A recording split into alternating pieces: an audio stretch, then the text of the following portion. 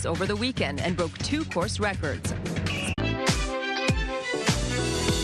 Welcome back. It may not seem sexy linking neuroscience with sex, but a new study is doing just that. And here to talk about it is our resident sexpert, Dr. Limor BLOCKMAN, and welcome, Shavua Tov, to you. To you as well, my Okay, dear. so this time an interesting study that I can't believe there's so many studies on these random sexual things, yes. But what's this one all about? So this one, it was very simple. They took 800 people, not such a small sample, and they examined what kind of body parts. There were 41 body parts that they examined, whether they are erogenous zones in terms of neuroscience. Now, I want to say something very particular that, you know, outside I was talking to a lady and she said, what else other than chest, breasts? Right, of course.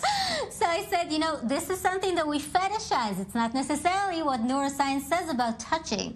How we feel about erogenous zones, what they examine is how we feel when we are touched in these areas. So the neuroscience can piece is what? Like where it's like releasing oxytocin, dopamine? Absolutely, like, and where certain areas of our brain are stimulated. This is what they were trying to examine. So it's the brain that stimulates the arousal? All like of it comes from the brain? Absolutely. All of it comes from the brain, and this is why it's so entertaining, and the results were just outrageous and ridiculous. But to begin with, the correlation was phenomenal.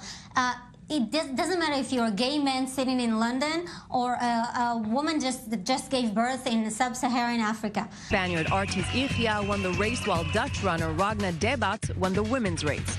It all took place. You know, as whatever it was, everything was the same kind of for these people. But now, is there a difference? Like, are there more, so to speak, erogenous zones on women than men, or is that a myth? Also an assumption, a myth. Again, yes, I just want to say it is hardwired, it's innate. What isn't innate, I'm going to get to. But yes, as you asked, we always assume that women have all these erogenous zones, and men are like, they have one. It's right They're not there. caring about their zones. They just want to focus on Mars. Right, yes. So, but it's not the case. That actually things are quite equal with the, you know,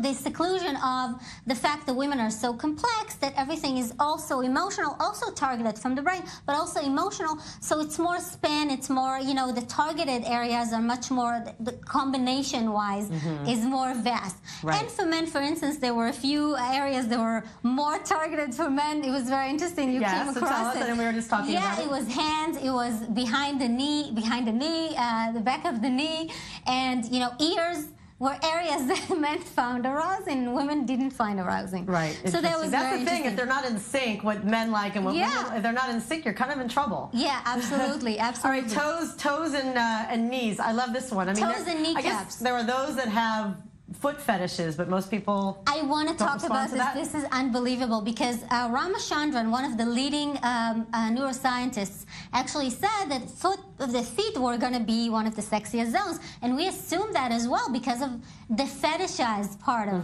foot fetish. And by the way, it's the most common fetish when it comes to body parts, amounts to 30% ranking in people that have fetishes. What do you attribute? Oh, having fetishes in general. Having fetishes in general, and it's almost everybody. You know, we all have certain little fetishes. It doesn't have to be something that is very extreme, but 30%, it's huge. The mistake came from his assumption that specific areas in the cortex where genitalia is censored is very similar, is very neighboring to an area where feet are censored. So he assumed that everything has to do with it, but it doesn't have to do with it. Yes, we fetishize feet, and it's one of the most common search word. Really? On pornography websites, on adult websites, I'm sorry. I just don't understand. Like, it's just... When you think about it, it's very... Especially with men, you know, they don't always have the best toenails. Right. You know, they're not polished. It's much more favored by men towards women than the other way around. But if you think about it in common culture and everywhere from, you know, just Chinese foot binding all the way to Cinderella, we see men worshiping feet, if you think about it. Another thing that was very interesting to me was that the skin was the largest skin is something that we never speak about. We always are asked what is the largest erogenous zone. Right, and we the always skin say is the largest brain. organ. yeah, we always say the brain, but it's not. It's actually the skin. We don't take it into account as an organ. Another thing that we didn't take into account, as I said, that we look at things, we think that there are difference between, you know, I don't know, where we come from, how we are raised, but to this comment that was said by this woman, I want to say that, yeah, we're all hardwired to prefer chest as an erogenous zone.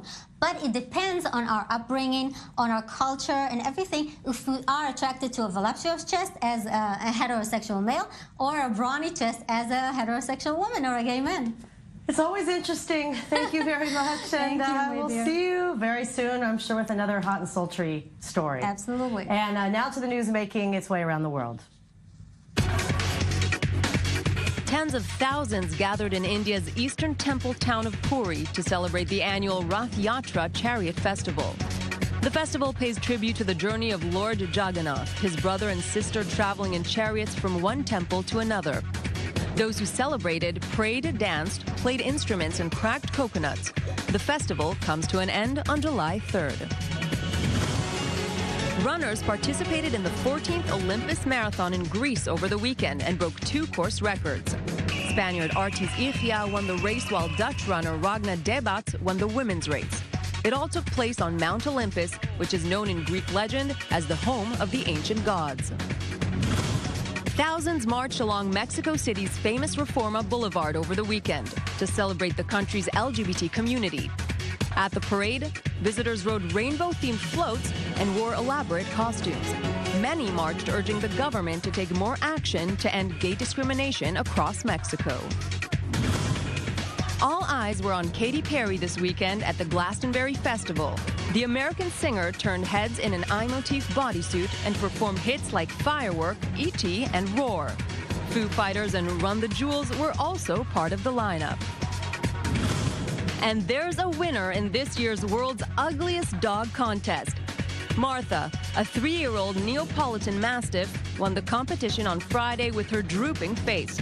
Martha wins a prize of $1,500, a trophy, and a visit to New York for media appearances. Beauty is in the eye of the beholder, that's for sure. All right, singing sensation Lorde has reached the top spot of the U.S. music charts. The New Zealand native is now the 3rd woman in a row to have a #1 album. Melodrama is her 2nd studio album. It's sold over 100,000 copies since it was released nearly 2 weeks ago. And she's in good company with the #1 female singers, including veteran Katy Perry. And coming up next, we'll be mixing summer drinks.